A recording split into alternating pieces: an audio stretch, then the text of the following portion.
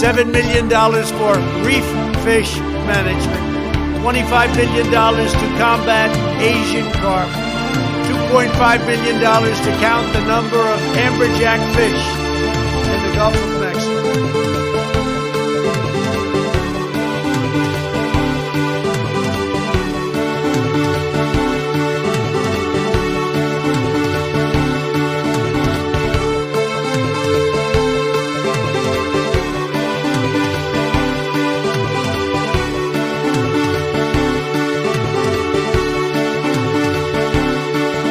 And then they have cans of soup. And they throw the cans of soup. That's better than a brick because you can't throw a brick, it's too heavy. But a can of soup, you can really put some power into that, right? And then when they get caught, they say, no, this is soup from my family. They're so innocent. This is soup from my family. It's incredible. And you have people coming over with bags of soup, big bags of soup, and they lay it on the ground, and the anarchists take it and they start throwing it at our cops, at our police. And if it hits you, that's worse than a brick because it's got force. It's the perfect size. It's like made perfect. And when they get caught, they say, no, this is just soup from my family. And then the media says, this is just soup. These people are very, very innocent. They're innocent people. Running against the worst candidate in the history of presidential politics puts pressure on me. Could you imagine if I lose my whole life? What am I going to do? I'm going to say, I lost to the worst candidate in the history of politics. I'm not going to feel so good. Maybe I'll have to leave the country. I don't know.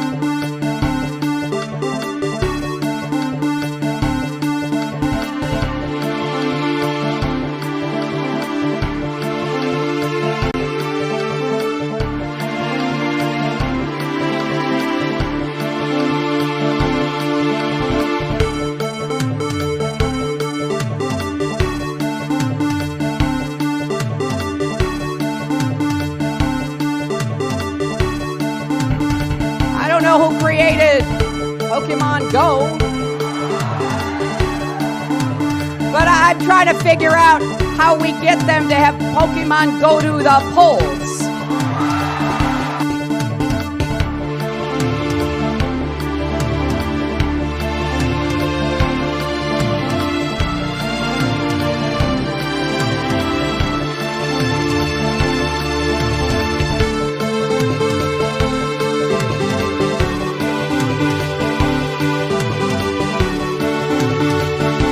I am not up to the job.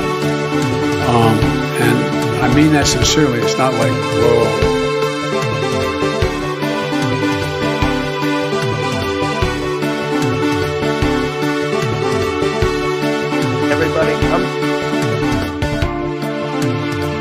Everybody comes in your grandmother year. Everybody comes in your grandmother. Everybody comes in your grandmother year. Father, your mother, your brother, your cousins. They come in so easily, so crazy, so crazy.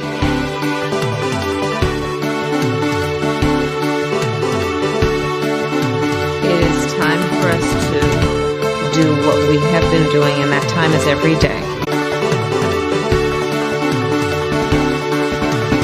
And by the way, I don't think that's some grand conspiracy. I think this is sort of what power is. I mean this at a sort of high level.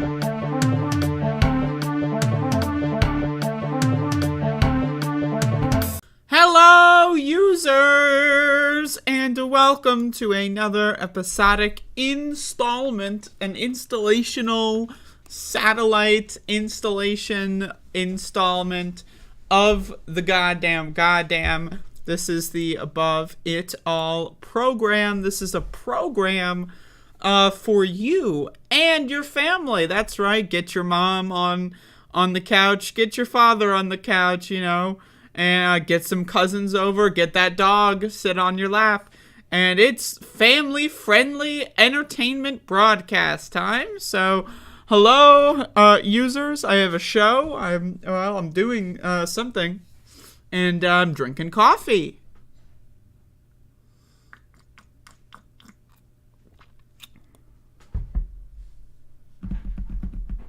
So I'm doing a show. All right, everybody. So I got lots to say today. Anything? And I'm doing a show. So I got some news. We're going to be talking about drugs on today's show. We're going to be talking about all kinds of drugs. The good kind, the bad kind, the pharmaceutical kind, the kind that your grandma makes in the sink. We're going to be talking about drugs today on this show. Brooke Holloway, member for 2 months. Above It All is the best show on the internet. That's true. I didn't say it. That's true. But that is not what I said. I would never say that. But someone else said it. It's on the screen. I didn't say that. I am not Brooke Holloway. It's not me. All right.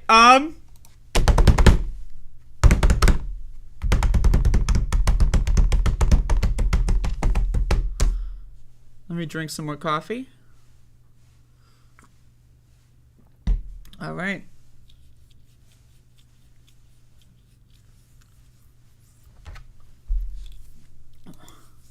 Why am I dizzy this morning? Well, maybe you have type 2 diabetes. And that brings us into our first story. This is on the New York Times. Medical care alone will not halt the spread of diabetes, scientists say.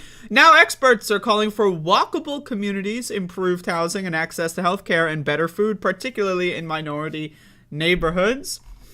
All right, so this is something I talk about on my show all the time, is that, again, here's some stats for you. 93% of Americans have a bad metabolism, a slow metabolism, whatever frame that you're used to hearing that term in. Now, what does that mean? A slow metabolism leads to metabolic dysfunction.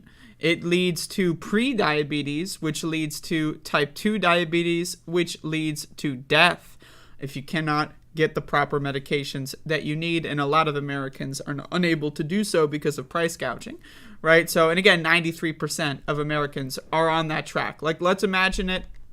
They're driving to fucking Disneyland, right? They're taking I-95 and they're driving to fucking Disneyland, right? So, depends on where you are. Are you in Georgia? Well, you're almost there. Are you in North Carolina? You got a ways to go. But everyone's driving in the same direction. They're going to get there eventually. So again, another stat. 95% of Americans don't eat fiber. What is fiber? Fruits, vegetables. 95% of Americans do not eat fruits, do not eat vegetables. They're like literally like they're like 4 years old, and like the mama goes airplane and they go like That's 95% of adult humans in this country. And so now, again, I talk a lot about the reasons why. Right, if you go to the grocery store, what is the grocery store? Right? Think about it. When you go to the grocery store and you get your 12-pack of Mountain Dew, and you get your frozen Hot Pockets, and you get some bacon, and you get some cheese, what are you getting? You're buying drugs. You're buying food, quote unquote, that doesn't really provide any nutritional information, but what it does is you put it in your body, aka your mouth, and you feel good. Right? So again, grocery stores are glorified drug dealing markets. That's what they are. So now that I've got all my biases on the table, let's read this article. Let's see what some scientists have to say in the New York Times. Over the past 50 years, medical advances have led to a more sophisticated understanding of the causes of type 2 diabetes and to an abundance of new tools for managing it. But better treatments have done little to stem the rise of the disease. 1 in 7 American adults has type 2 diabetes now, up from 1 in 20 in the 1970s. Many teenagers are developing what was once considered a disease of older people. 40% of young adults will be diagnosed with it at some point in their lives. Researchers who study type 2 diabetes have reached a stark conclusion. There is no device, No drug powerful enough to counter the effects of poverty, pollution, stress, a broken food system, cities that are hard to navigate on foot, and inequitable access to healthcare, particularly in minority communities. So again, it's the apex of everything going on in society, right? We don't have walkable cities anymore. So what does that mean? Oh, we have to get a car. Well, what does that mean? We sit in the car. And instead of walking a mile to the market, you drive to the market, and then like maybe you lean on the cart when you're shopping, and then really the only walk time you're getting is walking from wherever the cart deposit is, because you better be putting the cart back, motherfucker, to your car, and then from your car to your front door. That's pretty much all the walking we do as a society. I don't have a car. I try to walk anywhere and everywhere I need to go. Builds character. But anyway, again, that's just one of many things. All the food in this country, we have gigantic subsidies for the corn industry. They're able to basically get paid to produce mass drugs, aka high fructose corn syrup, and that's pretty much in everything at the grocery store. Any frozen food that you're going to buy, high fructose corn syrup. Now, again, it might be under a different name, They might just call it fructose. They might just call it corn syrup solids or other fucking random shit. But they'll come up with another name. But either way, almost everything at the grocery store that you go to is drugs. It's poison. Now, what is food? Food provides nutritional value. Hot Pockets are not food. It doesn't provide nutritional value. It doesn't matter if the box says it has 1 gram of protein, if that protein is some weak-ass, non-essential amino acid chain garbage, right? Again, what is food? Food powers your body so that you can live. If you're eating something and it gives you a disease, that's not food. That's called poison. Right? Now, again, there's a term called non-alcoholic fatty liver disease. Well, why is this a term, non-alcoholic fatty liver disease? Well, beforehand, right, before the craze of type 2 diabetes and everyone being a drug addict in this country, right, one of the old school drugs, alcohol. People would drink a lot of alcohol. They would be alcoholics. They would drink alcohol every day. And what would happen is the abundant consumption of alcohol would lead to the generation of fat around the liver. And fat around the liver slows the liver down, weakens it, makes it less healthy over time. But you can still develop the fatty liver without alcohol, and that's what's referred to as non-alcoholic fatty liver disease, which was once previously very rare, very uncommon. Most people got that disease from drinking alcohol. Now it's the other way around. Most people that have runaway liver fat accumulation, people that probably don't even drink often, if at all, but they're drinking soda. They're eating Hot Pockets. They're eating, fast food, cheeseburgers, French fries. That's what they're eating. So again, we have a very interesting situation in this country. And really, again, if you talk about food to people, some people, a lot of people tell you, if you're at the dinner table at a family reunion, there's 2 things you don't talk about: religion and politics. Well, I say, fuck that shit. I'll talk about religion and politics, but I will get my head cut off at any sort of family reunion if I talk about people's diets or the food on the table that we're eating for Thanksgiving.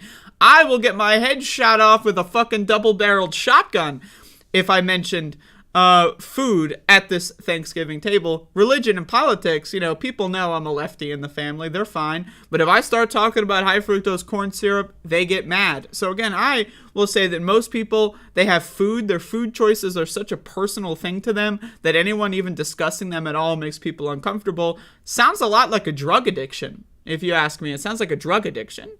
To me, that's how I read that. But anyway, let's get back to this article. Researchers who study type 2 diabetes have reached a stark conclusion. I already read that. Our entire society is perfectly designed to create type 2 diabetes, said Dr. Dean Schillinger, a professor of medicine at the University of California, San Francisco. We have to disrupt that. Dr. Schillinger and nearly 24 other experts laid out a roadmap for doing so earlier this year, a comprehensive national report to Congress on diabetes, the first of its kind since 1970. 5, it calls for reframing the epidemic as a social, economic, and environmental problem and offers a series of detailed fixes, ranging from improving access to healthy food and clean water to rethinking the designs of communities' housing and transportation networks. Quote, it is about massive federal subsidies that support producing ingredients that go in low-cost, energy-dense, ultra-processed, and sugar-loaded foods. Right now, again, I want to cut that in the middle of the quote here. Because, again, the government, like, it's not like the government is not in it. The government's neutral. They have nothing to do with this, right? The government created this problem by, again, Richard Nixon's agriculture secretary, mass subsidies to the corn industry. The government is what pays the corn industry to produce mass manufacture poison for the entire population. So, really, if the government stayed out of it, if the government didn't provide any subsidies to any food production, right, that would probably end up being a better situation than what we have now, where the government is heavily subsidizing the unhealthiest foods imaginable. Right now, again, ideally, we want the government to subsidize healthy foods and healthy food production. But even if the government stayed out of it, it would probably end up being a better scenario. So,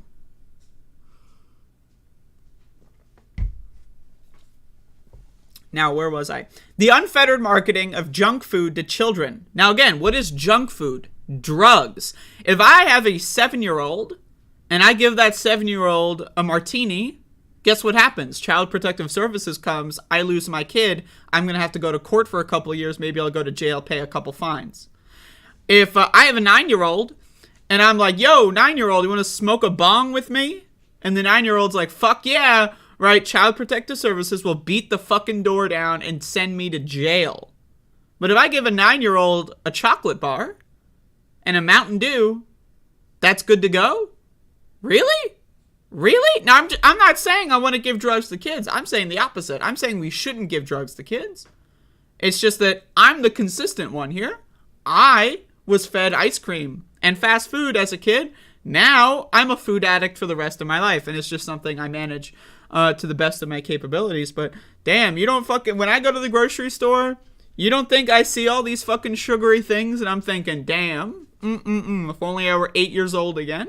And I know most people in this country have a similar reaction when they see candy and junk food. Why? Because we're addicted to it from birth. At childhood, our pregnant mothers are oftentimes eating junk food, right? You know? And so what it creates is an addiction center in the brain before we're even born. And again, we don't feed ourselves as kids, as babies. Our parents do that. And, you know, not everyone can breastfeed. So you go to the grocery store. What do you buy? Baby formula from one of the 3 or 4 baby formulas in this whole country. It's nearly a monopoly, right? And what do they do? What do they put in the baby formula? High fructose corn syrup. That's right. We get addicted to high fructose corn syrup literally before we're born, and while we're literally 5 months old, we're being fed high fructose corn syrup. So a lot of people say, oh, well, they need it. What if my baby has some iron disease or whatever and they need this other formula? Well, first of all, my question to you is, do they really need high fructose corn syrup, or do they just need the non-iron enriched, or the iron enriched? I don't even know. I know that there's some issue with kids and iron sometimes. Right now, again, because baby formula, there's only really 4 companies-ish that control almost all of the baby formula in this country. And there are reports that have come out of baby formula companies that said, you know what? Having healthy food for our kids, it's not really that good. It's not profitable. The headline was, babies just aren't that profitable. You can look that up. Babies just aren't that profitable. So what they do is they make the cheapest, lowest quality ingredients with the most poison, drug-addicted shit in there, sell it to your kid, and then the entire food industry has a consumer for life, a drug addict for life. If I give a 9-year-old a heroin injection, I'm going to go to jail. If I give a 9-year-old a fucking 12-pack of soda and say, I'll be back at 8 o'clock, and they drink that whole fucking thing, I'm the best parent in the world. They're going to go to school tomorrow and say, my mommy gave me soda yesterday. I had a great time. Isn't that weird? I'm just saying, I'm throwing this shit out there, food for thought, All the forces, this is the quote, in the environment that some of us have the resources to buffer ourselves against, but people with low incomes don't, Dr. Schillinger said. We feel impotent as doctors because we don't have the tools to tackle social conditions people are grappling with. He added, the report issued in January calls for setting up a national policy office to roll out a far-reaching strategy to prevent and control diabetes. The document also pushes for greater involvement of federal agencies like those regulating housing and urban growth that may seem to have little to do with health but could play a role in reducing the spread of diabetes. So you can read the rest of this if you'd like. It just goes into more specifics, but I think I've pretty much gone into everything in some way or another, so you can read this. But again, I think it's a twofold. A lot of people say it's not my fault, it's society. Well, I agree. It's not my fault that my mom gave me a food addiction when I was really young by giving me fast food and ice cream every day. That's not my fault.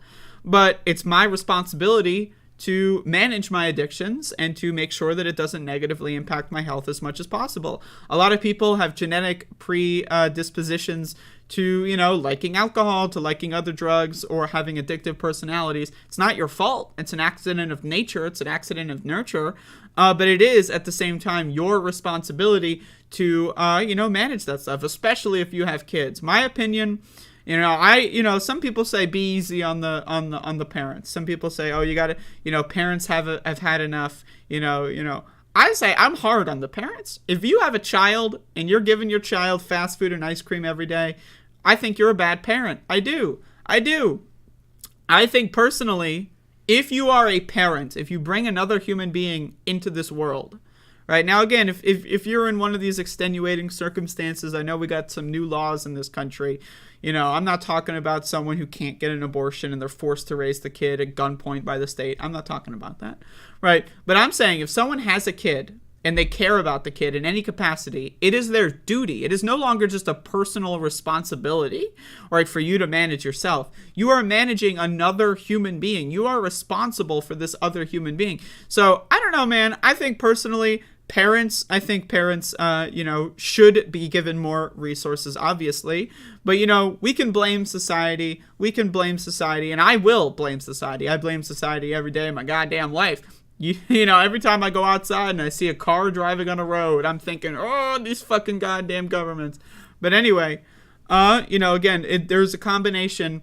We can wait for the government to save us, or we can do everything we can with the power of the internet and do research and try to save ourselves as much as possible. So I'm just throwing that out there. Maybe I'm tougher on parents because I had some rough stuff going on in my childhood. But again, my opinion is if you are not ready to raise a child, you shouldn't be raising a child. It's just that simple, right? If you are, unaware of how, babies work when it comes to food and drugs and all this stuff, you shouldn't be having that baby. That's my opinion. You can disagree. You can feed your kid chocolate bars, and if you can sleep well at night, then that's fine. But I can guarantee you that kid is going to regret your actions later in life, and there's a good chance they might resent you for it. So, throwing that out there. Again, our society, our country is designed to fuck us in the face without our consent. And so we got to do our best to navigate this minefield. Otherwise, we're just surrendering. We're surrendering to the power of the government. I don't want to surrender to the power of the government. I don't respect the government. And so what I'm going to try to do is I'm going to try to lobby the government to do things that I want in my limited capacity as an internet podcaster. But I'm also going to make positive changes in my personal life at any point that I possibly can so that I can resist the influence and power of this government. Because again, think about it this way. When 95% of Americans don't have enough fiber intake and 93% of Americans have a fucked up metabolic system, right? It is an act of unbelievable willpower and resistance in order to have a healthy body. In order to treat your body as it should be, it is your body, it is not the government's body, right? It takes an unbelievable act of resistance and willpower. Think about it. Only about 5% of people in this country, 5 to 7% of the people in this country are able to eat properly and take care of themselves, right? So if you can join that number, right, again, and it pays dividends, you'll feel better. right? Mentally, you'll feel better. If you're depressed, right, a big part of the depression loop is eating bad food, not taking care of yourself. And when you don't take care of yourself, you feel like shit. When you feel like shit, you go further down the spiral, right? So again, I can tell you this, just eat really well for a week and you will notice the difference. That's all I'm saying. So, throwing that out there. There's the food rant for the day. Now, Mila, let's talk about this coffee. Are you talking about those fucking, like, weird-ass K-cup machines? I fucking hate that shit, man. I hate K-cup machines. Whenever I'm at someone's house or, like, you know, I'm at a hotel or at, like, an Airbnb and these motherfuckers have K-cup machines, I just want to throw it out the window. Like, who does that shit? Like, what happened to the good old-fashioned coffee maker? Like, I mean, like, come on, right? But then again, you know, there's all kinds of ways to make coffee. I mean, if you want to limit microplastics, cold brew, I'm just letting you know.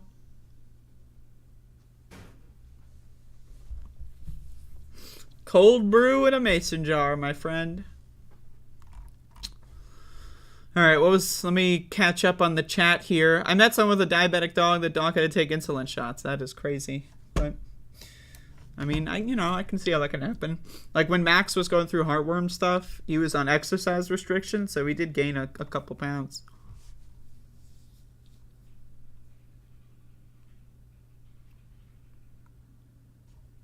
I was scrolling the other day and saw this baby who couldn't even talk tearing up a huge fast food burger with both hands. They sat in the car seat. That's the thing, though, is like that video was shot. Everyone in the car is like, oh, so adorable, so cute, so awesome. And they uploaded it thinking like, oh, everyone's going to love my baby. You know, like that's the brain rot. You know what I mean? That is the brain rot. And again, I'm not telling parents to like just keep them away from sugar. All right, you got to educate your kids. You can't just say sugar is poison, stay away from it, because guess what they're going to do as soon as the parents aren't looking, they're going to go get some sugar. Right? In the same way that like when you tell kids don't drink, what are they going to do? They're going to go get some fucking alcohol, right? So again, you got to it's a proper education system, right? Having a dessert every once in a while is fine. It's fine. Have a chocolate bar once a month. No one cares. But when it becomes like a daily or a weekly activity where you're just like gorging on sugary food, that's a problem. I say once a month, you're good to go. Once every 2 weeks, honestly, you're probably good to go. Once a week, it gets really dangerous when you start developing like habitual, like, oh, I'm looking forward to the cheat day. Like, you know, some people say that it helps them manage their cravings in one area, but you know, again, whatever works for you ultimately, but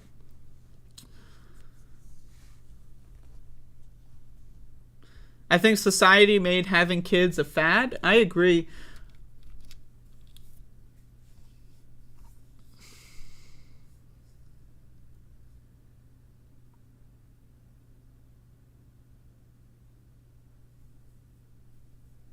Just catching up on the chat.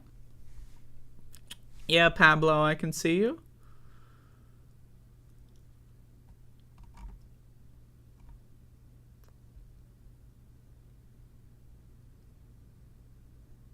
K-cup machines, 1, taste like garbage. 2, what the fuck? 3, severely limits what you're even allowed to make. 4, what the fuck? 5, only an idiot would ever buy one. 6, are we fucking joking right now? 7, the plastic waste. 8, the microplastics. 9, why the fuck would you ever buy a K-cup machine? 10, have you ever heard of the pour-over method? Like, what the fuck is a K-cup machine? Why? Who invented this? Hello, elephants are afraid of bees.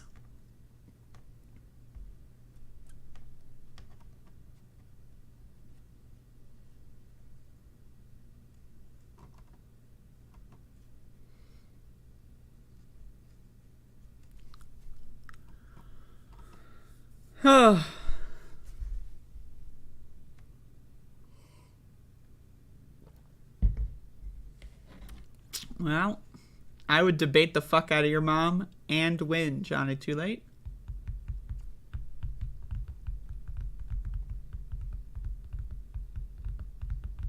Well, John D. Rocky, I don't believe in calories. I think calories are disinformation. But yes, instead of caloric variation, you can just talk about food diversity. Yeah, like eating a pizza every once in a while, it's not the worst thing in the world. Is it better if you don't eat pizza? Probably. But, food diversity is really important, My opinion, if you're making and eating this, that's the problem with processed food, is there's not enough diversity in processed food. It's the same every time. That's why real food is so important. You got to make several different kinds of meals a week and all that kind of stuff.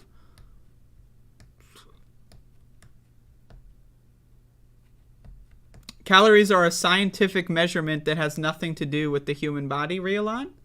Motherfuckers come in my chat and talk about, calories are scientific. What are they measuring? Are they measuring how food fuels the body? No, they're measuring how much energy it burns in like a fucking box. That has nothing to do with the human fucking body. That's like saying, miles per hour is like, it's like a metric. It's like, okay, and what the fuck does that have to do with me? Like, who cares? Like, that's the problem, is calories mean nothing for humans. It means nothing for humans. If you don't know what a calorie is, please shut the fuck up. I had pizza last night. I had, you don't want to know what I had last night. I'll talk about that later. What happened to do what works for you? Believing in, like, astrology, that doesn't, what is that, what? Okay, step 1, calories are a scientific measurement. Step 2, what happened to do what works for you? What does that mean? It's a measurement of energy in a box that has nothing to do with humans. So what does that mean, do what works for you? What the fuck does that mean? What does that mean in this context? I know I said that. I'm aware I said that. Now you're asking me what happened to it. Nothing happened to it. Why would you ask such a stupid ass question? What do calories not having anything to do with the human body have to do with do what works for you? Do what works for you means manage, like, if you want a cheat day on Wednesday or Thursday, it doesn't matter. Do what works for you means that, like, however, if you have only 15 minutes a day to cook and you want to, like, use the microwave to, like, cook some potatoes or whatever, that's fine. Right? That's what do what works for you means. Do what works for you is not believing in fake pseudoscience astrological fucking calories. Like, that's not what do what works for you means. There's no crossover. There's no crossover. They don't work. They don't mesh. It's like mixed fabrics. You can't do it. Otherwise, God's going to smite you. That's what I thought, Realon. That's what I thought.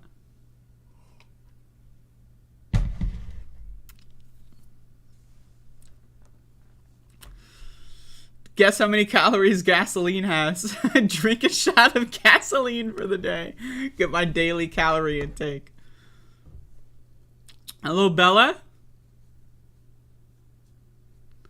Can you hear me, or do I surmise that you fear me? You can feel my temper rise?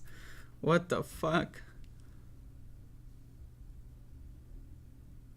Realon, you can have a conversation. You know you're going to get embarrassed, and therefore you're running away like a baby. You tell me what, like, do what works for you has to do with calories being a quote-unquote scientific measurement. Do you acknowledge that calories are a scientific measurement, but that doesn't mean anything? Like, that's like the IQ test is a scientific measurement. That doesn't mean that IQ directly translates to actual intelligence, right? The IQ test measures how well you do on the IQ test. It is standard. It is comparable across different populations. Now, again, your IQ has no bearing on your actual intelligence. It's just your IQ. In the same way that calories are a standard unit of measurement across different things, it just has nothing to do with nutrition. It has nothing to do with how your body works.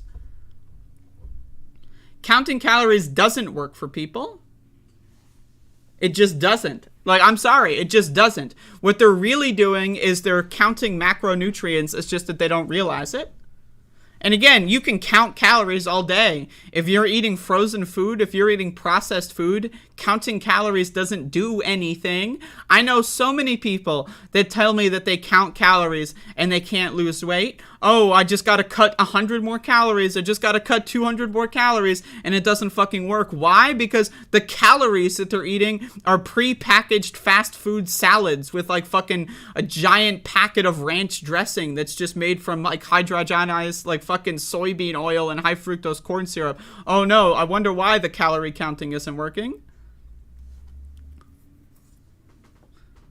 So I'm just saying, like, calories are bunk. It's astrology, but for food. That's what it is.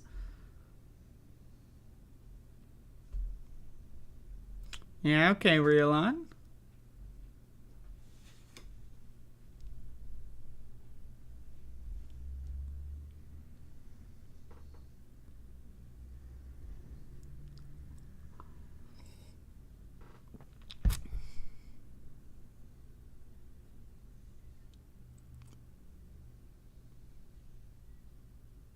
Hello, Cantigo.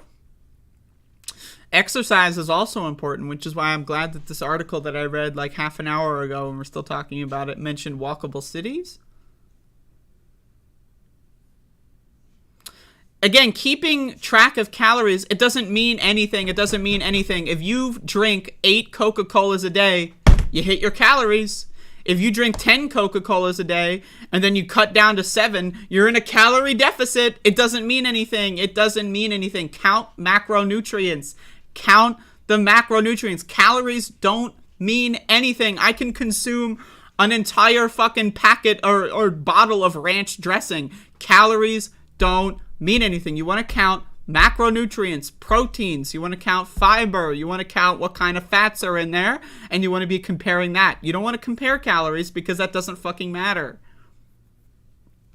Now again, oftentimes when people count calories, they're also incidentally counting macronutrients. But again, if you're eating processed food, you're not going to fix the problem, because processed food can have a certain amounts of ingredients in there, but without fiber, your body's not going to actually consume anything. Now again, this is another fun fact on food, right? If you don't eat fiber, which 95% of Americans don't eat fiber, you got a fucked up microbiome. Your microbiome is a war zone. It's called inflammation. You ever heard of it? That's why people that have bad diets, they get sore all the time, they get headaches all the time, they get all these fucking weird ass shit. It's called inflammation. It fucks up your whole body, right? So again, if you are not eating fiber, but you're eating, let's say, 10 grams of protein to keep it simple, right? And now again, this depends on the body, right? If you eat 10 grams of protein, or like, let's say 100 calories, your body is not going to get that food. Why? Because the microbiome that you have in your intestines, right, what they're going to do is they're going to steal the nutrition from you because you're not properly feeding them. How do you properly feed them? With fiber. With fiber, you can properly feed your microbiome while also properly feeding yourself. So again, this is why calories just don't fucking mean anything. If you have a shitty fucked up microbiome, if you've got inflammation issues, the food that you're eating, you are not going to get what's on the box. You are not going to get what's in the nutrition label at all. You're just not going to get it. So, and again, oftentimes, again, this means you're going to be in a calorie deficit. If you're eating 2,000 calories and your BMR is 2,200 calories, right, but you're not eating any fiber, you're eating just processed food calories, right, what's going to happen is you're not even going to get 2,000 calories. You're probably going to get like 1,500, 1,600 calories. Oh, you're in a calorie deficit and yet you're gaining weight. Why is that? Because your body is constantly fighting itself via inflation, inflammation, and so other kinds of stuff, right, that leads from inflation, such as liver fat accumulation, insulin resistance, and so on, right? So again, this is why, again, calories just don't fucking mean anything. Rielon, I am going to get one of those like cartoon bats, but it's made of like foam, and then I'm gonna like hit you in the head with it. So. But calories, again, I'm telling you, calories is astrology for the dietitian industry. That's what it is. It's astrology. People make money talking about calories. People who fought the hardest for getting calories on fast food menus. Fast food companies. Why? Because they want to advertise their stuff as low calorie. Woo! We got low calorie options such as our salad. Now, are we going to tell you how many calories is in the salad dressing? No, you got to look at the salad dressing yourself, which you're not going to do. Yeah, that's why they can sell this low fucking fat, low calorie food that still fucks you up because it's all processed garbage, right? So it's like, Yeah, I'm telling people not to eat fast food as well, but it's not that simple. It's not that fucking simple. I don't know, man. I don't know what it's like in South Africa, but in the United States, you walk around, if you're walking in a straight line, and you can go, and you're not in a residential area, maybe you're on a main road, if you can go 10 minutes without seeing a fast food joint, You are in like you are in the Twilight Zone, motherfucker. This is how you can tell whether or not you're in a dream or like in the Twilight Zone or if you're in the real world, is how many fucking fast food places can I see from standing in one area? 2, sometimes 3, you know, every once in a while you're at the intersection, there's 4 on each corner, right? You know what I mean? So this is what we live with in here. We got drug dealers in every fucking corner. It's crazy shit. You got drive-thrus. Yeah, that's right. Now, if you're walking to the fast food place to get your food and walking home, that's one thing. At least you can make an argument. The journey is like cutting it back a little bit. But no, motherfucker, we got drive-thrus and we got delivery, baby. That's right. So we can just fucking sit on our bed, fucking high as fuck, and go, I want fucking Wendy's. And then you just fucking call some poor sap to fucking give you your fucking drugs. Just throw it through the fucking window. You know what I mean? Anyway, let's talk more about drugs. Rainbow fentanyl, folks. Rainbow fentanyl is a thing. It exists. There is rainbow fentanyl. It's everywhere. In fact, your kids, go into your kids' room right now and look for some rainbow fentanyl because they got some. I got some. You know, my dog has rainbow fentanyl. Everyone's got rainbow fentanyl, right? So everyone call the DEA. Tell them about this. Oh shit, Halloween's coming up. My kid is stockpiling rainbow fentanyl to hand out to the rest of the class. Anyway, authorities find 15,000 rainbow fentanyl pills in a Lego box. Largest seizure of the drug in NYC history, DEA says. In a Lego box. Now, was it a kid's Lego box? Or, right, did whoever just had this shit think, oh, fuck, I have a Lego box lying around. Where else am I going to put my rainbow fentanyl? Let's throw it in the fucking Lego box. Federal authorities have accused a New Jersey woman of concealing approximately 15,000 rainbow-colored fentanyl pills in a Lego box as part of a drug trafficking scheme in what U.S. Drug Enforcement Administration authorities said in a news release is the largest seizure of the drug in New York City history. Letitia Bush, 48, pleaded not guilty last week at an arraignment in Manhattan criminal court. A spokesperson for the prosecutor said she was charged with 1 count of first-degree criminal possession of a controlled substance and 1 count of third-degree criminal possession of a controlled substance, according to the criminal complaint. Bush is expected to appear in court again October 18. The New York County Defender Services gave CNN no comment on behalf of Bush's attorney. Using happy colors to make a deadly drug seem fun and harmless is a new low, even for the Mexican cartels. Now again, fentanyl is a problem, right? Why is there a crisis of fentanyl in this country? Why? Because of our drug laws. Because it's so hard to get drugs, and people want drugs, and people are going to get drugs, right? So what that creates is a black market. There's a black market for drugs. And if things are in the hands of a black market, guess what's going to happen? The people are going to cut costs. How are they going to cut costs? They're going to import different ingredients to cut their drugs with. In this instance, fentanyl.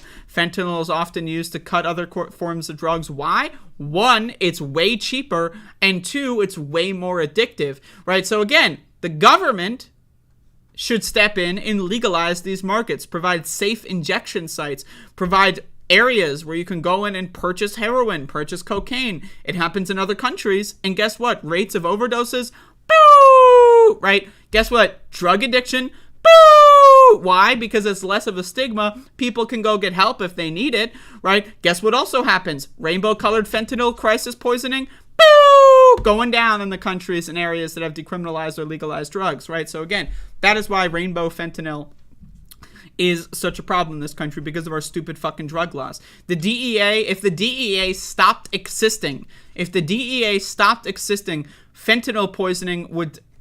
Boo! Why? Because there would be no drug enforcement, and therefore everything else would be able to be achieved via proper channels. So again, that's one part. The other part is, again, using happy colors to make a deadly drug seem fun and harmless is a new low. Have you heard of McDonald's, motherfucker? Have you heard of Burger King, motherfucker? Have you heard of Wendy's? Have you heard of the soda aisle? Have you been to the cereal aisle in any grocery store? That motherfucker shit, they got purples, they got pinks, they got blues, they got rainbow marshmallows, they got all this fucking shit at the supermarket. But that's fine? You can give kids like fucking 78 flavored ice cream and that's fucking fine? Right, so I'm just throwing that out there. Fentanyl is involved in 80% of overdose deaths in the city. Now, again, they're not overdose deaths. They are poisoning, right? If I'm eating dinner, right, and instead of eating dinner, what I think is dinner, right, I'm eating Windex, guess what? That's called poisoning. I got poisoned, right? If I'm buying cocaine and I'm doing cocaine, and then I die because I wasn't doing cocaine, I was doing fentanyl-addled cocaine. Guess what? That's called poisoning. That's not a fucking overdose. An overdose is when I'm trying to do an 8-ball, and instead, I decide to do 5, and then boom, I'm dead. My head explodes. Okay, that's a fucking overdose. An overdose is when you do too much. An overdose is not when you get fucking poisoned with something else. So again, this fucking, just the way that this country talks about drugs and overdoses and fucking, it's just... One, how we don't even know what an overdose means anymore. We just don't. Someone died of an overdose, we have no information. Before, an overdose meant, oh, maybe they were a drug addict, right? And they just tried to hit a new high and they did too much. That's what a fucking overdose used to mean. Now an overdose what means, did they do too much? Did they have an addiction problem? Were they poisoned? Where did they get... again, overdose, the word has been ruined because of fucking the DEA. And isn't it crazy, by the way, that the DEA and the media is what's spreading misinformation about drugs? Shouldn't they want to be clarifying these things? Shouldn't they want to say that this isn't an overdose epidemic, it's a poisoning epidemic? Wouldn't that be better for their bottom line? I don't know why they still spread misinformation like this, but either way... If you take any drug sold on the street or through the internet, regardless of its medicinal markings or festive appearance, you risk your life, she added. I agree. But again, it's not because you're buying drugs. It's not the drug that's the problem. It is the drug laws and the black market system that this country has created. The drug itself, people have been doing fucking opium for goddamn thousands of years. People have been drinking alcohol for thousands of years. People have been smoking weed for thousands of years, right? Again, people have been doing these kinds of drugs for a long time. Now, again, people can get addicted to these drugs and die from addiction, overdose. There's, negative health effects over time in a lot of these drugs. That's a problem. But people, let's say it's your birthday, and every year on your birthday, you want to get some cocaine and have a good fucking party. Why shouldn't you be allowed to do that? If you can manage your addiction and not get addicted to something, let's say it's Halloween and you want to try some fucking heroin, go for it, buddy. That shouldn't be a fucking problem. But instead, let's say it's Halloween, you want to try some heroin for Halloween. Not that I recommend it. I've never done heroin. Right? And you go buy your, some heroin from your buddy fucking Jack, right? And Jack is like, you really trust the guy, but Jack doesn't know. He got some shit in. He thought it was good to go, but guess what? Fentanyl poison. You're going to die on Halloween instead of just having a great fucking party, right? So again, I don't know what the hell we're doing as a country here, but again, all of these fucking, just the drug laws, everything, and the way that this shit is marketed. Let's keep reading. The DEA released a warning in August advising the public of this alarming emerging trend. DEA Administrator Ann Milgram called rainbow fentanyl a deliberate effort by drug traffickers to drive addiction among kids and young adults.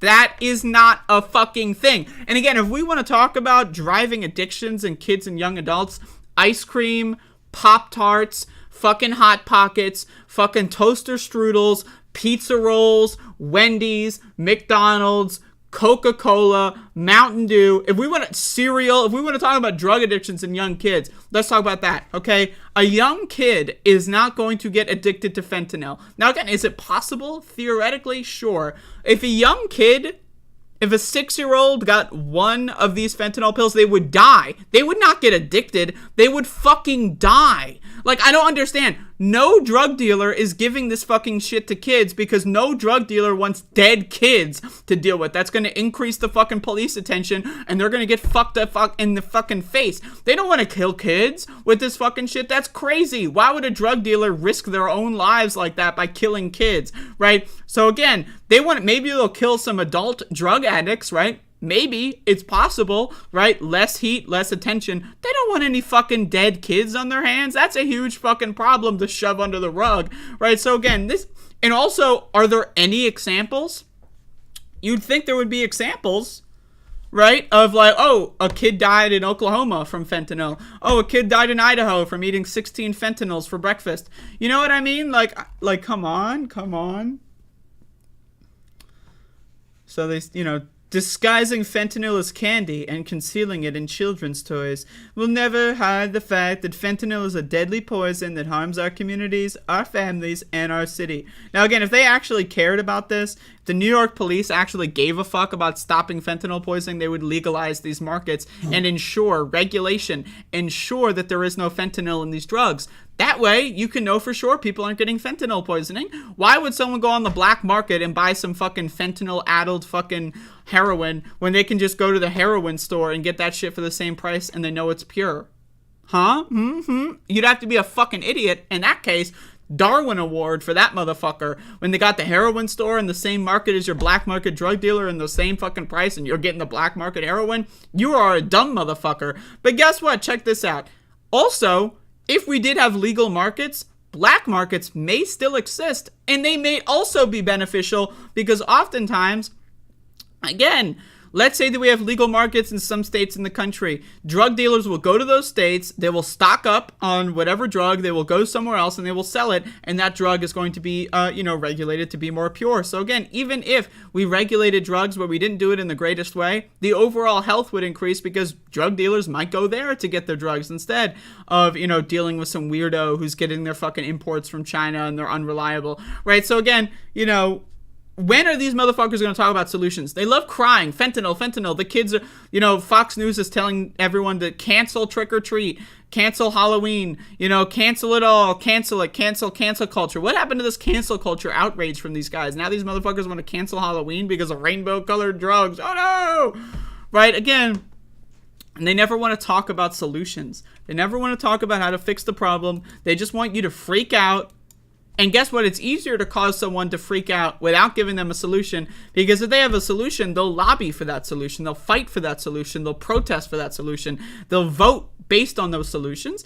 If you don't give them a solution, they're just going to go, wah, wah, wah, over and over and over again. And when people are scared, you know what they do? They turn to authority. And that's why these authority figures love fear. They love to make people afraid because it gives them big ass boners, because then they feel like they're more valuable to society, when in reality, based on the facts of this matter, they are irrelevant. They are a net negative. The DEA has done more damage to this country in terms of overdosing, in terms of poisoning, in terms of drugs. The DEA has done more damage than any other industry or organization or agency in the world when it comes to this country and this country's perception on drugs, right? So again, just throwing that shit out there. But anyway. Oh, in a Lego box. Oh, the world is that where was a kid eating the rainbow? No, it was just in a box. Oh, great. Cool.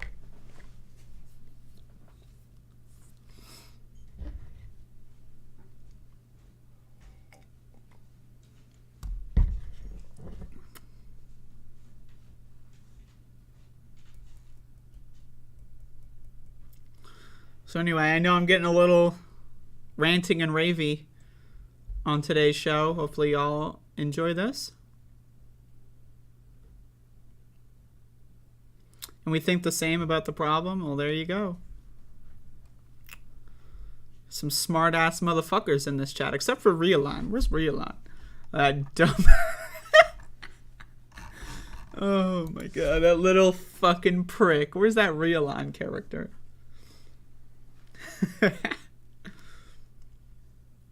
Oh, the DEA was absolutely behind the crack epidemic in black communities. That's well documented, my friend. I hope we get a faith rant. Well,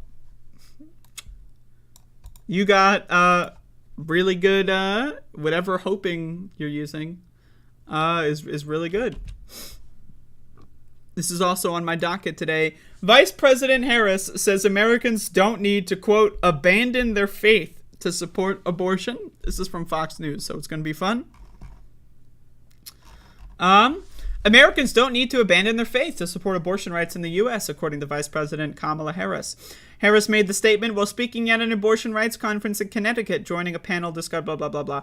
Quote, what would you say to someone who understands why abortion should be a personal decision between a pregnant person and whoever else they decide to include in the conversation, probably another parent, but believes they can't reconcile it with their faith? Hayes asked, reading a question from the audience. That's such an important point to raise, Harris responded.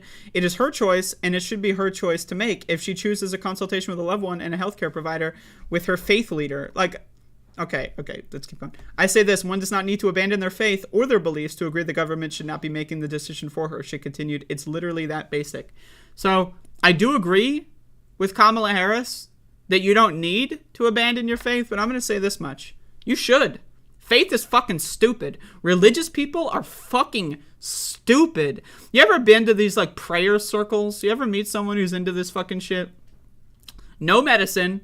I mean, holistic medicine is more, like, you know, there's a lot of problems with holistic medicine, right? Especially snake oil salesmen. It's a huge deal. But, like, I will take whatever some, like, fucking root, like, brew herb shit in someone's fucking basement.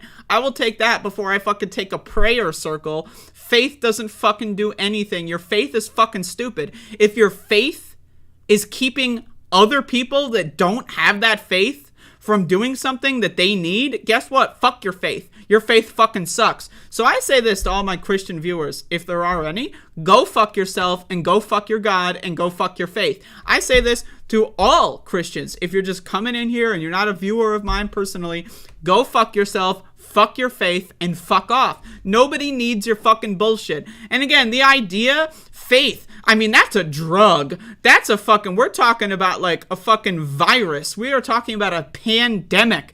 People. Now, again, I need you to fucking understand. If, like, look, what is the difference? Right? You need life-saving medical care. You can get it. It does exist.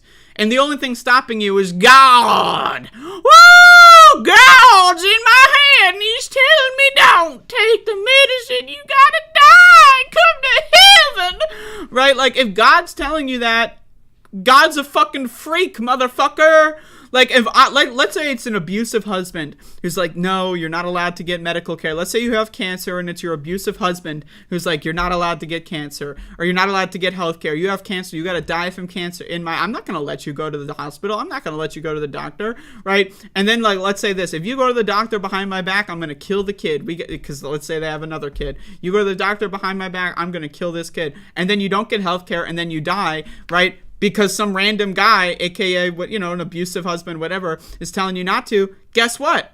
That would be bad. But what is the difference between that scenario and God coming into your dreams and telling you don't go to the hospital, right? And it's even worse when motherfuckers that don't even believe in God are like, yo, can I go to the hospital? And some motherfucking guy in the back room is like, did you say healthcare? Did you know we can all pray? I got my family in the van in the parking lot. They'll come out, we'll hold hands and pray to God. Like, fuck that shit, okay? Like, I mean, seriously, like, come the fuck on with these religious motherfuckers. Let's read this Fox News article.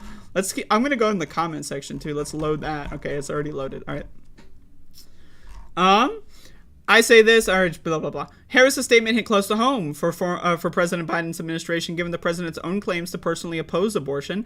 Biden attends Catholic services but dismisses the church's doctrines on abortion. Biden came under fire for his abortion stance on Sunday when he sent a befuddling tweet on the subject. Quote, my dad used to say, Joey, don't compare me to the almighty. Compare me to the alternative. And here's the deal. Democrats want to codify Roe. Republicans want natural ban on abortion. The tweet read, what the fuck? And then you got this guy.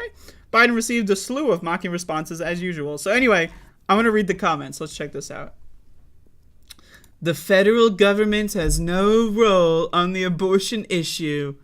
I love that. These are the same motherfuckers pushing a national abortion ban. The federal government has no role.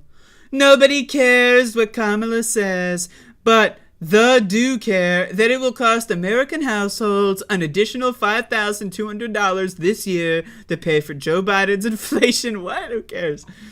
A devout Catholic cannot support abortion as an option unless the mother's life is seriously endangered by allowing pregnancy to go to full term.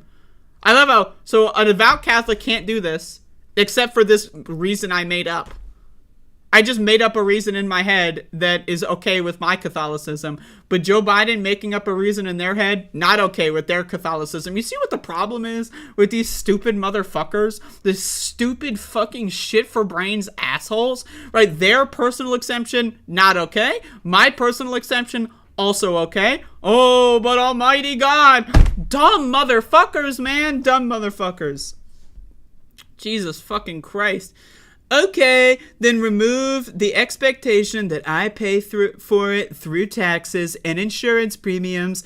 Otherwise, yeah, I'm still involved. This motherfucker has no idea how taxation or insurance works. Like, imagine, like, you pay for hurricane insurance and a hurricane hits. Your house is fine, right? But let's say down the street, they got fucked. And then you are paying out for their house. Their house got blown in the wind from Hurricane Ian or whatever the fuck. And now you have to, your house is fine, bro. And then, like, now you're on the phone with your insurance company.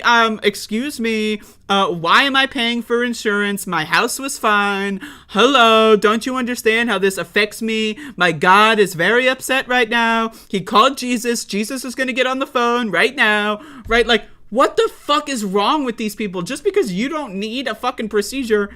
Like, do you understand how insurance works? But again, this is Republicans that post comments on Fox News. You know what I mean? Like, holy shit. The truth contained in the Bible makes people uncomfortable, causing us all to hold ourselves accountable or not. You can't cherry pick what guidelines you want to follow. So I agree with this guy, except for the fact that it's not truth. Guess what, motherfucker? If you're a self-proclaimed Christian and you've got some excuse for the fucked up shit in the Bible, it's a metaphor. We don't really think about that. I don't believe in that personally. Guess what, motherfucker? You're not a Christian. You're just a stupid motherfucker who still believes in the fucking God that their own belief on the book debunks. So let me get this straight. Either the Bible is the word of God or it's not. How can the Bible be the word of God sometimes when I agree with it and not other times when I disagree with it? Then guess what? There is no God. There is no Bible. It's a stupid fucking book. You're a dumbass. Okay, motherfucker? Jesus fucking Christ. Maybe you're rich enough to be more concerned about abortion rights than high crime rates, high inflation rates, high interest rates, record high immigration numbers. I love it. Like, okay, immigration numbers. And now again, immigration numbers is legal immigration. So there's more legal migrants. Isn't that good? Aren't these the motherfuckers that claim that they want legal, they gotta come in legally, and now they're complaining anyway? Like, come on now. The overwhelming majority of unwanted pregnancies are a byproduct of poor decision-making, which is required in order to make good choices. The whole pro-choice movement is a farce. It's pro-abortion, call it what it is. Now again, these are the same motherfuckers that want to defund sexual education in schools. You want to know why there's a lot of unwanted pregnancies? Because we have entire generations of stupid fucking kids, teenagers and young adults that don't know how to practice safe sex. Why? Because their fucking stupid Republican parents lobbied their schools to remove sexual education, and these parents aren't going to do it properly themselves because they're all fucking stupid, brain-dead, fuck-faced Republicans. So we have entire generations of motherfuckers that don't know how to have safe sex. They don't understand why this shit is important. Maybe their fucking families won't even let them get on some form of birth control because they're fucking crazy, fucked up freaks, right? So again, these people create problems and then whine about the problem and say, this is why we need God. God caused the problem, you stupid motherfucker. God caused this fucking problem. God is not the fucking solution. So anyway, these are some stupid ass Fox News comments, but I agree with Kamala Harris in the sense that you don't need to abandon your faith, but you should. You fucking should, because your faith fucking sucks. You fucking suck. Your God fucking sucks, and you're a terrible fucking person for it, okay? Fuck these religious people. I hate them all, so there you go. There was your faith rant. How's that for you?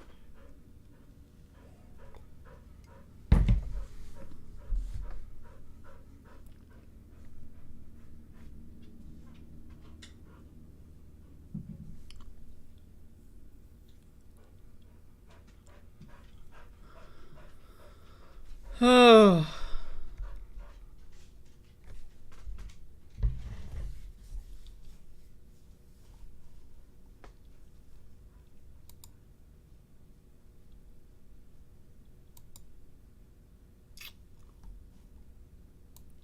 All right, I got one more story, and then we're going to get into the Spook 60 segment of the show. And once again, I've got Scooby-Doo movies that I'm going to be reviewing. So, but I also have an update to that. Yesterday, I announced I would do a double feature of Scooby-Doo. And, I did not do a double feature. It turns out I did not do a double feature of Scooby-Doo. So I will do a movie review segment coming up shortly. It's not going to be a double feature, and I'll tell you more about that. But first, before we get to that part, so I don't live here, but I saw this, and this is great. Portland Coffee shops windows smashed after advertising Coffee with a Cop event. 6 masked vandals smashed up a coffee shop about 3 a.m. Wednesday in apparent retaliation for a planned Coffee with a Cop event that had drawn angry online comments, according to the proprietor. Alerted to the damage by neighbors immediately afterward, Bison Coffee House owner Loretta Guzman said she arrived at her Cully neighborhood cafe to find patrol cars parked outside and the shattered storefront's plate glass windows still crackling. This is some creative writing. I'm just kind of numb right now, she said Wednesday afternoon. It was planned. It wasn't just random.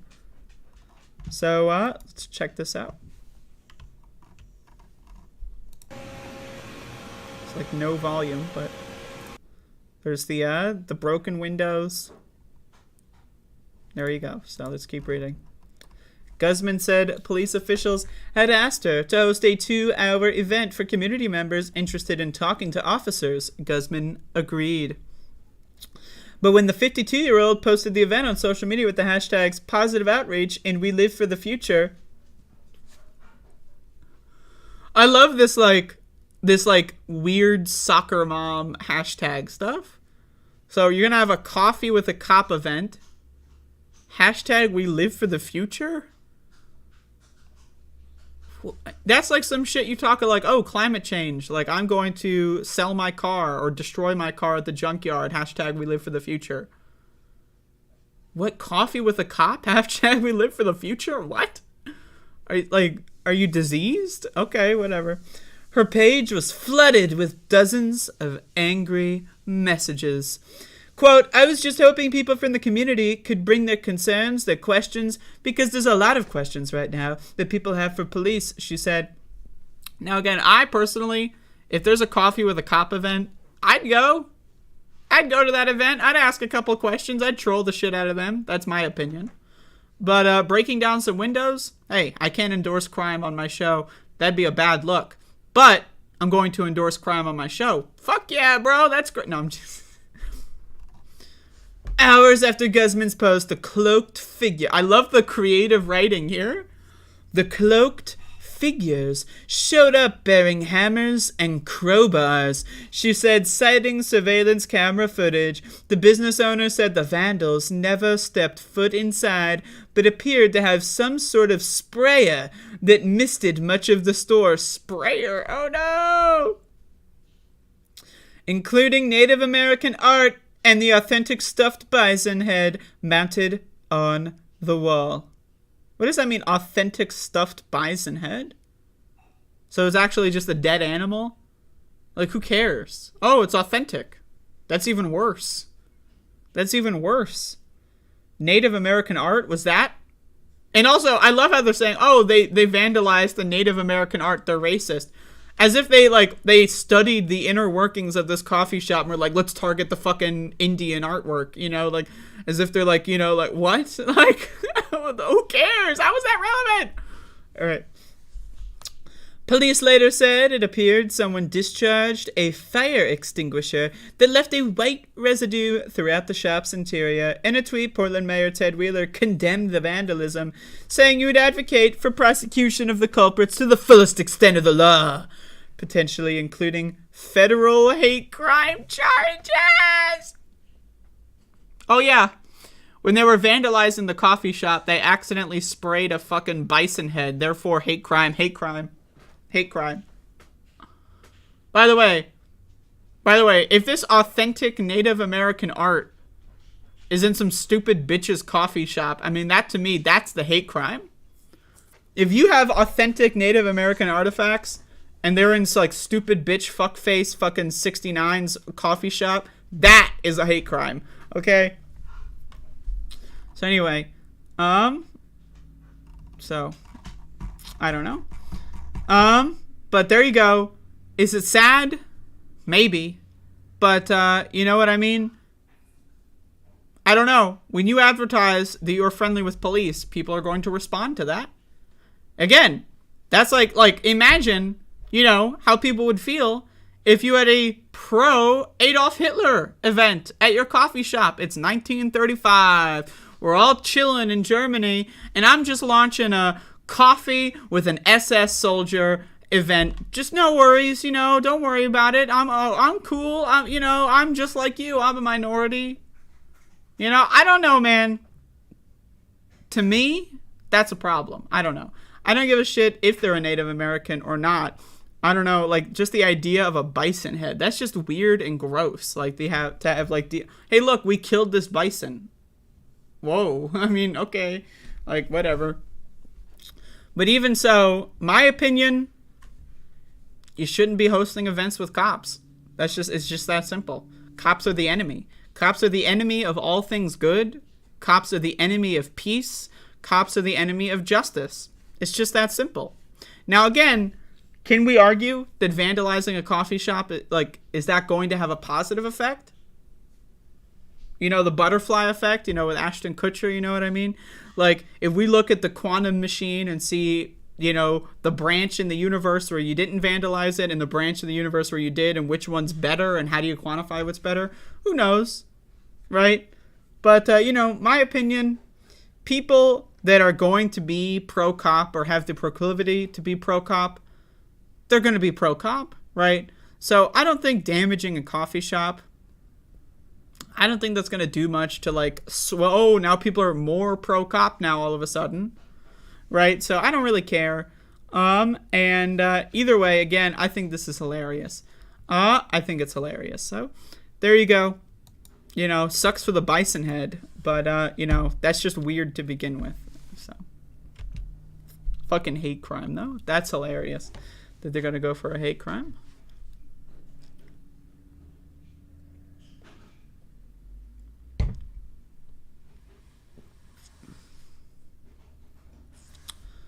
Just got in, and bro, I have had the weirdest morning in my death and dying class. What the hell is a death? I mean, a death class, a dying class. Those are two different things. But this one is death and dying? Holy shit. That's some crazy ass shit.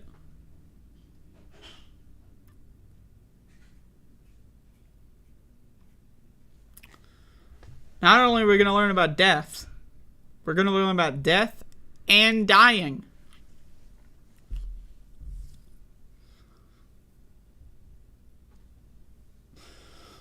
Oh, my back.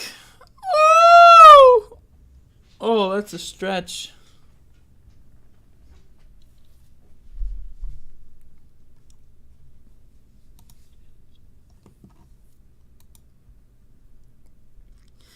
All right, y'all. It is time to jump in to the Spook 6 EULAR segment. Before that, I want to say I may do a Twitch stream later. Not sure yet, but I may. So follow me there, in case I do so.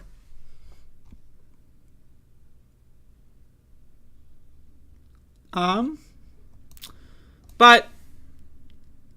like I said yesterday, I was going to do a double feature of Scooby-Doo, and turns out that I was not able to do a double feature. So bear with me. We're going to be doing some movie reviews.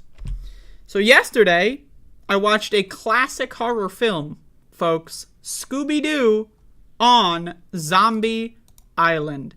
I haven't seen this movie in a while. It's been maybe, I think I saw it like once as an adult, but I used to watch the Scooby-Doo movies, especially the late 1990s, early 2000s Scooby-Doo movies all the time when I was young.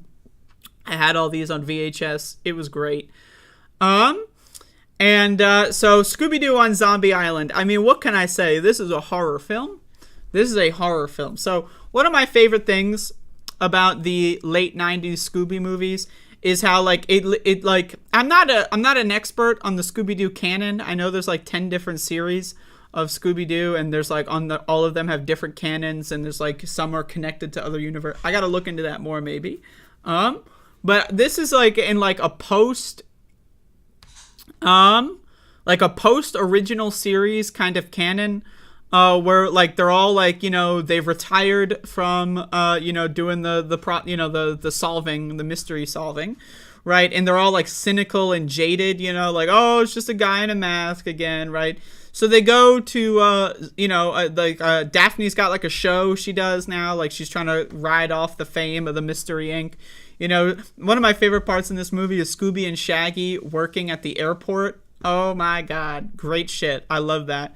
Where they like confiscate the food and then eat all the food and then they get fired. Oh, right, so good. So anyway, I love that. So everyone's like, you know, they're in the post original series universe. They're all jaded. They're all like, fuck it. There's no such thing as supernatural shit anyway. Let's go work at an airport and eat some cheese wheels. Like, who the fuck brings a giant cheese wheel on a plane, by the way? Like, is that something people do? I'm going to smuggle cheese wheels in my suitcase? Like, but anyway. So Daphne's like, all right, we're going to do one last mystery tour, you know, look for some spooks. And they end up traveling all across the country. They end up in Louisiana at some point. And someone's like, oh, I got your haunted, spooky island. It's called Moonscar Island. You can come over and it's goddamn scary. Right? So then they're like, oh shit, that bitch is hot. Let's go to Moonscar Island. So now again, this movie takes place in Louisiana. And so there's a lot of, one of the major themes of this movie is that the island is a pepper plantation, or formerly a pepper plantation. So what they do is Scooby and Shaggy just eat hot peppers like almost the whole movie. Like every other scene, they're sneaking off some hot peppers and they're freaking out. I love it. I'm not gonna lie, y'all. This movie made me hungry for hot peppers. I opened up a can of pickled jalapenos that I had after this movie, and I was eating them. So I was inspired. If I had hotter ones at the time, I would have also done that. But anyway, so they're at this island, and like, you know, it's like a haunted plantation or some shit. And then, there's two people. There's like an assistant, and then there's like the person who owns the mansion or whatever. And so they're eating dinner. You know, it's like, I think this whole movie takes place, like the main part of the movie anyway. Like, you know, you got the whole prequel part where it's like everything up until, but like once they get to Louisiana, I think this whole thing takes place in one night. And so anyway, like over the course of the night, like ghosts are freaking around, and like they're still not sure if they're like holograms, you know. And that's one of my favorite parts of this movie, is that like Fred is like a skeptic. He's like, you know, like he's like, yeah, like no way, that's not true, man. Right? I just think it's great. So anyway, then eventually they find zombies. So Scooby and Shaggy are out eating some hot peppers at midnight somewhere, just wandering around. They find some motherfucking zombies. They get scared, right? Everyone else is looking for the zombies now, right? And then Fred meets the zombies and he tries to pull the mask off. It's great. And then he pulls the head off, and then he's convinced they're real zombies. And I love his look too. It's just great. I mean, it's a great movie. Zombie Island. This is a great fucking movie. I don't know what to tell you. This one might be the best Scooby-Doo movie. I'm not sure. But anyway, So then now they know that the zombies are real. There's like Confederate soldier zombies, right? But guess what? Turns out the Confederate soldiers, they're the good guys. Yeah, that's right. The plantation owners and the Confederate soldiers are the good guys. Why? Well, because they were all destroyed by like some dumbass bitches worshiping a cat god or some shit. Some witches that worship a cat god basically went on the island and killed them all, like ate up their souls and some shit.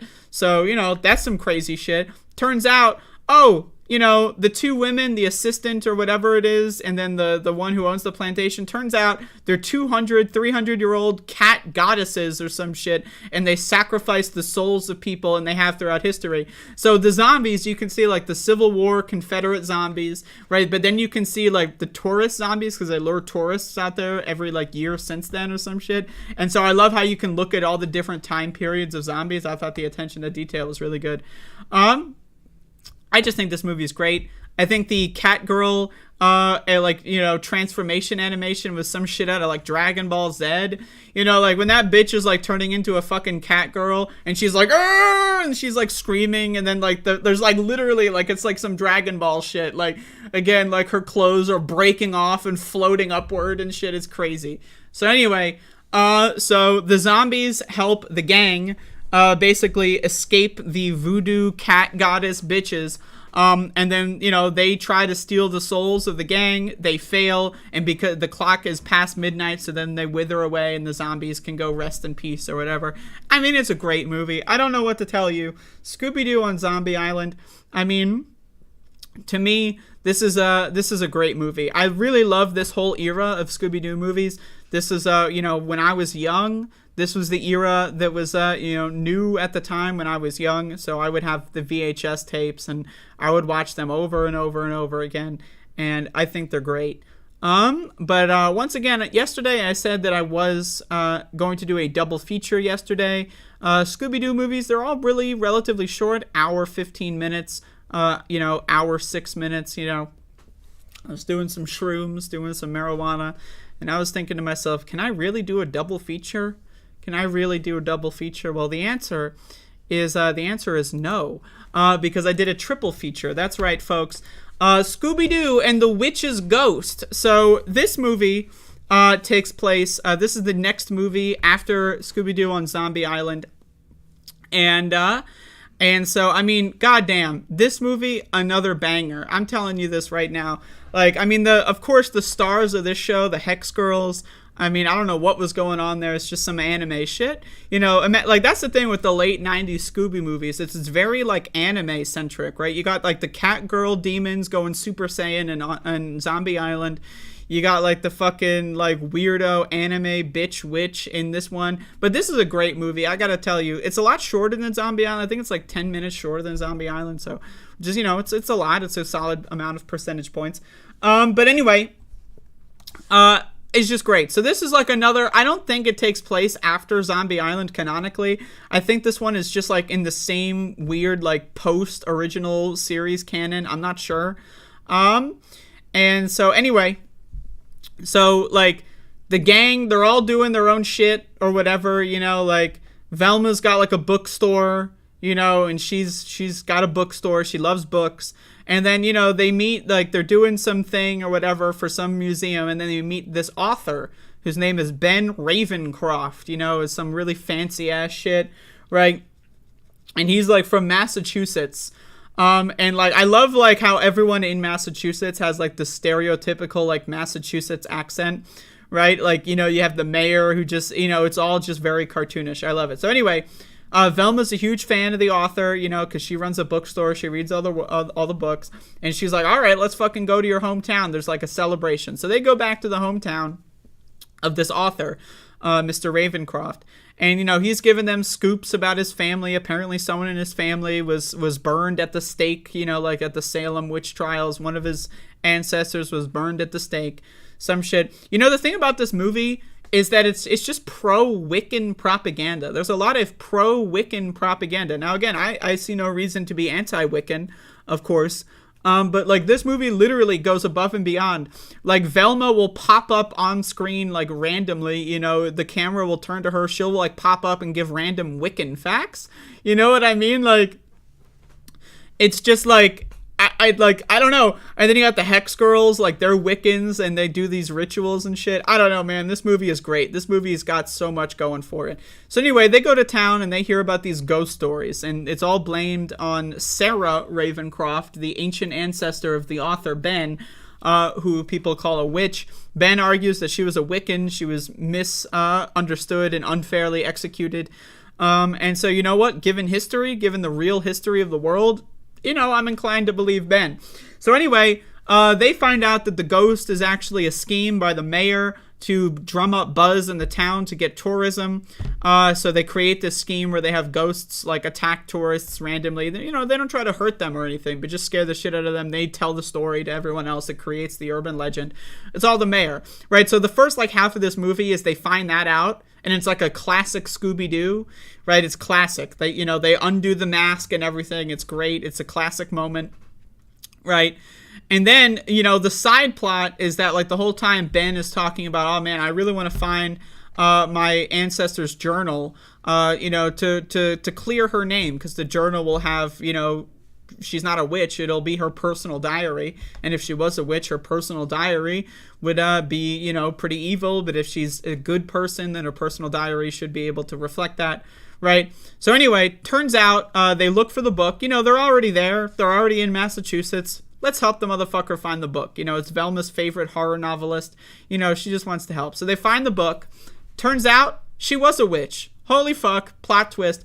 Ben takes the book and then he gets magic powers, right? Now, again, I love these movies because they're actually supernatural, but this movie especially is great because the first half of it makes it seem like, oh, this isn't going to be one of the supernatural ones. This is going to be like, but no, Ben gets the book. It's actually not a journal. It's not a diary. It's a spell book, motherfucker. It's a witch's spell book, right? So he uses the spell book. He gets magic powers. He resurrects the ancient ancestor who's the witch. And then she's like, fuck this Ben guy. I don't care about you. You're my descendant. Who gives a fuck? So then she starts trying to kill everyone, including Ben. I mean, this movie is great, right? And not to mention, we got to start talking about the Hex Girls again, right? They just get like some weird ass, like in the middle of the movie, they do this music video. It's like a 5-minute scene where it's like the first 3 minutes of the Hex Girls doing some song or whatever.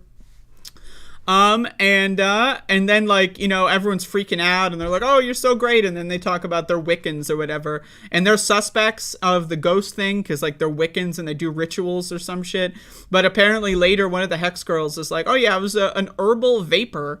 Well, I was producing herbal vapor. Now, what the fuck? Why would a Wiccan be producing herbal vapor? What kind of herbs are being used for this vapor? Anyway, that's my question. But damn, these movies, I mean, I love them. Scooby-Doo and the Witch's Ghost. So it turns out that one of the Hex Girls is like 1/16th Wiccan, and she can use the spell book for the sake of good and not evil, and she traps the witch back in the book, and then the witch takes Ben Ravencroft, the horror novelist, into the book, and then a burning branch falls onto the book and burns the book. So Ben's dead. He dies. That motherfucker... Like, I don't know, have you ever seen a Scooby-Doo movie where a motherfucker dies? Like, he dies, he's dead. He is dead. There is no...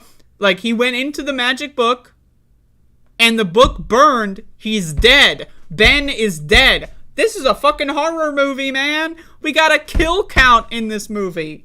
A kill count. There is a kill count in this movie. So anyway, then the Hex Girls save the day. They do another benefit concert, and it's just, it's a great time. This movie is fantastic. Again, this movie and Zombie Island, the other ones in this series, I'll watch them probably later this month, honestly. I'm back in the Scooby-Doo train. It's been a while since I watched these movies. I thought this one was great. Scooby-Doo and the Witch's Ghost, folks. And now again, I was just going to watch 2 movies yesterday. Witch's Ghost, I saw it and I was like, I gotta watch it. It's only an hour. This is one of the shorter Scooby-Doo movies. It's only an hour. And so I was like, I'm just gonna throw it in here and make it a triple feature. But what else did I watch? What else did I watch, folks? That's right. The brand new Scooby-Doo film. Well, it's not brand new. It came out last year. Now again, I don't keep up. I'm not a huge Scooby-Doo super fan. I love the original series. I love a lot of the movies. But honestly, I haven't kept up with Scooby-Doo in a long time. I love the live-action movies. I know that Matthew Lillard, star of Scream, also in the live action movies took over to play Shaggy because they liked him so much in the Scooby-Doo live action movie from the early 2000s. So I know he's the main Shaggy voice actor, and I like him. He's good. I've seen him in a bunch of stuff. So anyway, now the thing about this movie is it's the first time Courage the Cowardly Dog has seen anything in animation since the series ended in, I think, like 2002 or 2000, a long time ago. So it's been like 20 years since Courage has done anything. And so I had this on my radar as soon as it came out because I love Courage. Courage is my favorite cartoon dog. I love Courage the Cowardly Dog. I love that fucking shit. My favorite cartoon dog. My favorite cartoon. I mean, I've been watching Courage the Cowardly Dog, the original series, when I do shrooms, and I'm watching that shit. That shit is scary as fuck on shrooms. It's a great show. I love it. So I was excited for this movie, and I didn't watch it. This movie came out last year, so I just didn't watch it until now. And I figured Halloween celebration, let's watch some Scooby meets Courage. So this is a newer Scooby movie. So a lot of the voice actors have changed from the classics that I'm familiar with. And, but anyway, I thought this movie was pretty good. I would definitely say that it's not as good as some of the older stuff. I think that there's a lot in this movie that's like, a lot of it just feels like a little unnecessary. But overall, I loved the Courage references. So this movie is called Straight Outta Nowhere. Scooby-Doo meets Courage the Cowardly Dog. So the Scooby Gang goes to nowhere from the Courage the Cowardly Dog series, and there's so many Courage references. Like the mayor, there's a mayor of nowhere, right? And he was not the mayor from the original series, really. But anyway, and they go to his mansion, and there's just like a museum in the mansion. Right? And so they go to the museum, and there's like all like the little, like there's portraits on the wall of every like Courage the Cowardly Dog creature and villain from the whole series. There's like statues of all that, and it's just great. I thought it was wonderful. I loved the Courage references. They were all over the place. Like on the portraits on the walls in Muriel and Eustace's farmhouse, there's a lot of just really cool stuff. I really enjoyed it. The thing I also like about this movie that I found interesting is that Courage the Cowardly Dog doesn't talk much in this movie. And my interpretation of that is in the show, Courage the Cowardly Dog, Courage is the main character. And so we kind of understand his inner monologue when he talks out loud. But in this movie is how other people interpret Courage. So Courage can say a couple human words, but he's mostly just a... Right, so, and I think that that's really funny. So, he's a lot less comprehensible in this movie, but I actually like that. I thought that was entertaining. So, anyway, the movie villains there's bugs that are taking over the world, some shit like that. And the bugs are trying to find, like, an ancient meteor, which is apparently the meteor that killed the dinosaurs, except, like, the meteor that killed the dinosaurs fell in the Yucatan Peninsula in Mexico. This movie was produced last year, and that was well known last year. So, but in the universe of Courage the Cowardly Dog, it did not enter the Yucatan Peninsula in Mexico. It entered Nowhere, Kansas, in the United States. And so, interesting, but, it's a different universe, right? In the quantum many worlds machine, right? It's just as valid that the meteor would land there, so whatever. But anyway, so the meteor has like dark matter energy or whatever, and that's what causes so many aliens to go to nowhere because they want to find this dark matter energy. So it kind of like comes up with an explanation for the bizarreness of the show, Courage the Cowardly Dog. I enjoyed this movie. I thought it was good. I thought Muriel was great in this movie. I read on Wikipedia that Muriel's voice actor died very shortly after this movie was made. So, that's sad. Of course, halfway through Courage the Cowardly Dog original series, Eustace's voice actor died there. So they changed the voice actor in the original series. But I'm glad that the Muriel voice actor was able to live just long enough to get one of these movies out. Because that was great. That's really cool. She was a great... character. Her character was that she would just listen to the stories from the Scooby-Doo gang and just say, oh, that's lovely. That's so cool. You're so interesting. And she's just like, she's so positive and supportive, and she kept giving them food and biscuits. I loved her. I love Muriel. She's great. Eustace in this movie, also pretty great. Eustace had a lot more lines than pretty much any Courage episode. But there's never been a Courage movie, so this is, I guess, the longest single story in the Courage universe, that technically. So he did have some lines. Eustace also had a song moment from this movie where he was doing like some rap song. I'm not gonna lie, it was hard to watch. It was really hard to watch. It was very, very hard to watch. Let me just put it that way. But other than that, I think this movie was pretty great. I love the ending, where like the ending is like they get the meteor and it changes the whole, like, there's like floating rocks, like we're in some anime boss battle bullshit, right? And so, like, there's giants. The meteor just like does random shit depending on who's holding it, right? So then there's like a giant like fucking like monster battle. Courage is huge, and he's like beating the shit out of a giant bug, right? And everyone else is just watching. It's great. So then they all turn back to normal, and then they unmask the bug. Turns out the bug wasn't a bug; it was the mayor. But wait, turns out the mayor wasn't the mayor. That's right. It's an Inception, but with the Scooby-Doo unmaskings. Turns out the bug is the mayor, and the mayor is a combination of Cats and LeQuack from the Courage the Cowardly Dog series, two notable villains that had multiple appearances in the original show. And they teamed up and LARPed as the mayor, and then the mayor LARPed as a bug. And it's just it was great. I loved it. I loved that they brought them in at the end. I thought that was wonderful. Anyway, this movie, again, seeing Courage the Cowardly Dog in a new form, way higher quality animation than the original show. I don't even know if I prefer it. I enjoyed this. I read also that the original creator of Courage the Cowardly Dog had nothing to do with this movie. To me, I would love to know more about that. If anyone has any trivia or information on that, or why he was not involved, I would like to know more about that. But I love Courage. It's one of my favorite classic cartoons from when I was young. And this movie, I think it wasn't great. It wasn't perfect, I should say, but it was really good, and I really enjoyed seeing the characters back once again. And I thought that they did a good job with it. So, except for the Eustace rap scene, I mean, that one was, and it lasts so long. It's like 4 minutes. It lasts forever. And keep in mind, I'm on shrooms. I'm watching this, right? So, and I'm high as hell, and I'm experiencing like time dilation throughout that. So it felt like it was 10 years. But anyway, straight out of nowhere, Scooby-Doo meets Courage the Cowardly Dog. I thought not a bad film at all. In fact, I liked it. I thought it was pretty good. Is it as good as the original Courage show? Nah. Is it as good as the older Scooby-Doo movies? Nah. But it was good. I thought it was great. I thought it was great. I love the Scooby and Shaggy eating Muriel's cooking scenes, because Scooby and Shaggy are like the food addicts in the series, and then Muriel loves making food, so I thought that was a good fit.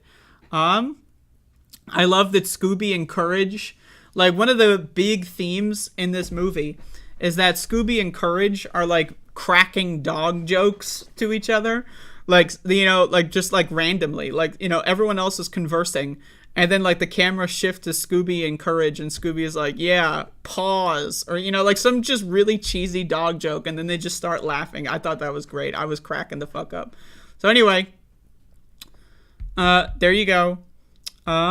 Good movie. I enjoy it. And that is the end of my triple feature. So, there you go, folks. We're banging them through. 3 movies in one day. Holy shit. So, anyway, that's the show. That's the Spook-Sixular segment. The original cartoon for Scooby is 1969. The original Courage, I believe, is 1999 or 2000.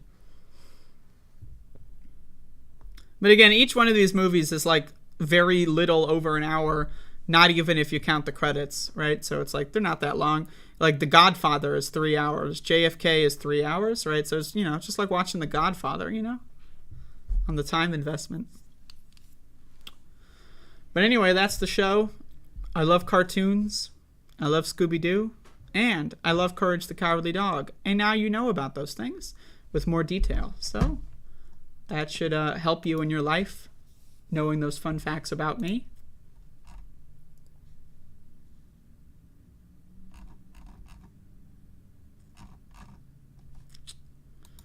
So there you go.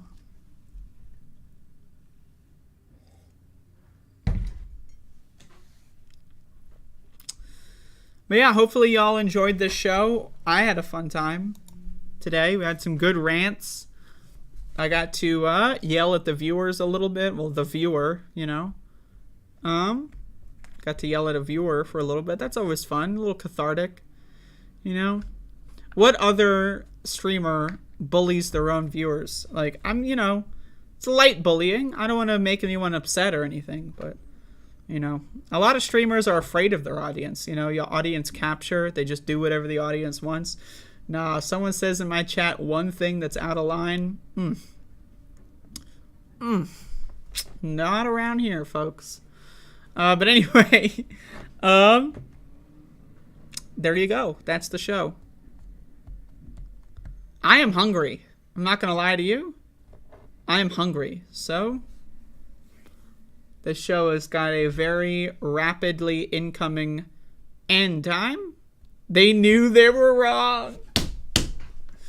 But I am a hungry motherfucker. Where's Max the dog? Maxie! Let's get a Max the dog appearance. Max!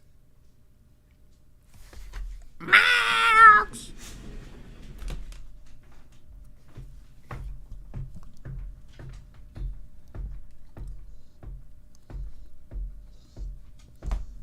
Max, why are you such a dog? Uppy, Max! Uppy! Uppy!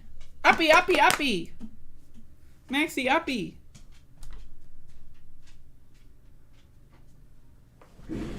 Max, what the hell? Max has a chili pepper. Max is really just like Scooby. And he's got an eggplant! Max, why do you have both? Max, what the hell? You have both! Look, he's got both! What are you doing, Max? You shouldn't be allowed to do that. You're a hungry dog. He's got both. Oh no. What are we gonna do with him? So, anyway,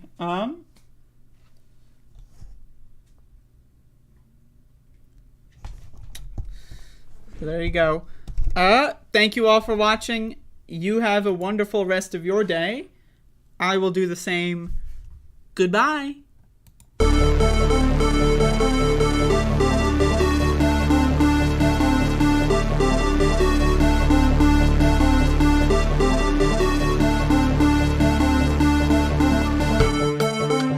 $7 million for reef fish management, $25 million to combat Asian carp, $2.5 million to count the number of amberjack fish in the Gulf of Mexico.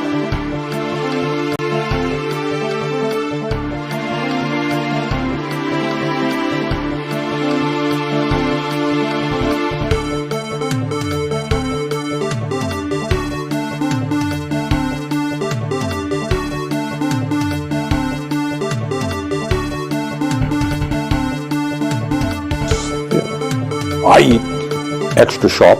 That's what I eat. No, seriously, hot sauce. I've been eating a lot of hot sauce, a lot of raw peppers and hot sauce. Yes.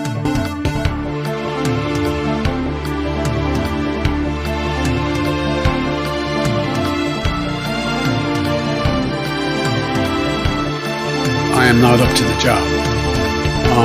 And I mean that sincerely. It's not like, whoa.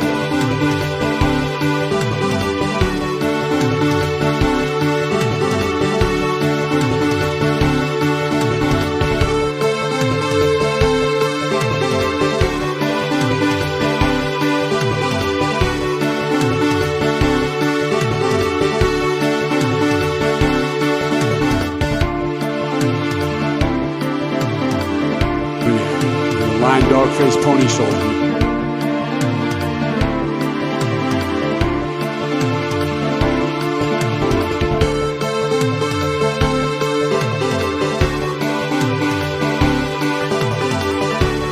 Only the really, I hate to say this, but those with the lowest IQ.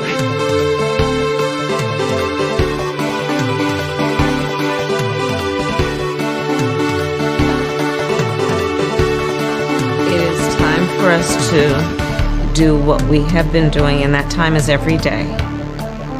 Every day it is time for us to agree.